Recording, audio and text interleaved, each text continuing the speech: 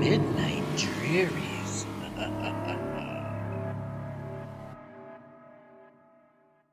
In the small town of Millwood, rumors had been circulating for years about a flying head that haunted the night. The creature was said to detach its head from its body and fly around, seeking out unsuspecting victims to feed upon. The townspeople had long dismissed the stories as nothing more than myth and legend, until one fateful night when the vampiric being made its presence known. It started with a scream. A young woman, walking home from her shift at the local diner, suddenly found herself attacked by the flying head. It flew at her with lightning speed, sinking its razor-sharp teeth into her neck and draining her of blood. From there, the attacks only grew more frequent and more brutal. The vampire seemed to take pleasure in the fear and suffering of its victims, swooping down from the sky like a terrifying specter and leaving nothing but death and destruction in its wake. It was like something out of a cheesy 80s metal music video. The townspeople were paralyzed with fear, unable to leave their homes at night for fear of encountering the flying head. But one young boy, named Jake, refused to be cowed by the monster.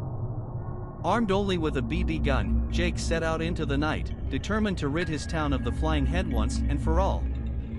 He knew it was a long shot, but he also knew that something had to be done before the vampire claimed any more innocent lives.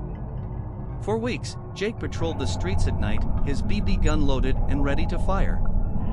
He heard a deep, guttural laugh. It was the sound of the vampire as he was circling in the night sky, which is odd because it didn't have any guts with which to make a guttural laugh with. Jake stood his ground, waiting for the right moment to strike. But the bizarre creature was too high and too far away. But then, 3 nights later, it happened. The flying head appeared before Jake, its eyes blazing with hunger and malice. Jake aimed his BB gun and fired, striking the vampire in its left eye. The flying head let out a piercing scream as it spiraled towards the ground out of control. The townspeople emerged from their homes, having heard the freaky shriek. They were amazed at the bravery of the young boy who had defeated the monster that had plagued them for so long. They hailed Jake as a hero, grateful for his courage and determination. But it wasn't over yet as the angry vampire head rolled around on the pavement, unable to regain flight. One of the townsfolk said, "You're Jakey Tanner, Rob's boy, ain't ya?" "Yes," he replied proudly. "Great work, son. Now be careful it doesn't bite your ankle." He managed to get a handful of hair and held up the vampire head, keeping everyone safe from being bitten. Another neighbor came running up. "You did it, Jake, you did it. Look at that. You shot its eye out. Serves the dang thing right for terrorizing our town and attacking people. Here, put it in here." He had a small box that the vampire head fit in perfectly. From that day forward, Jake was known as the boy who had defeated the flying head vampire. He had saved his town from a terror that had threatened to consume them all, and he had done it with nothing more than a BB gun and a fierce determination to protect those he loved. The next day, some kids found the vampire's body when they were out playing in the woods. The town put the head on display in a glass case inside the Millwood Chamber of Commerce.